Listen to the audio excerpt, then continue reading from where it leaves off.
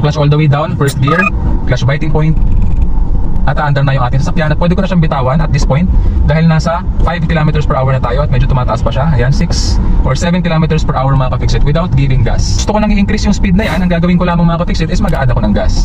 Pero gradual lamang mga ka-fixit, konting-konti lang na pag-add ng gas. Importante mong malaman mga ka-fixit na kapag ka nag-a-apply tayo ng gas, laki po ang pinagkaiba niyan kumpara sa pag-operate ng clutch pedal. Kasi ang clutch pedal po, it's either clutch all the way down, no? Clutch biting point, and clutch all the way up. Brake pedal naman mga ka-fixit, tinatapakan natin yan on a progressive manner, progressive braking mga ka-fixit, para mapahinto natin ng maayos yung ating sasakyan. Accelerator pedal, gradual lamang po ang pagtapak dyan, magaan lamang po dapat ang paa. Kailangan muna ang ating makina runs efficiently and smoothly around 2,000 to 2,500 RPM. Depende sa car brand and model ng iyong sasakyan. Sa particular model, Mitsubishi Mirage GLX model, 2014 model, the engine of this car runs smoothly and efficiently around 1,500 to 2,500 RPM.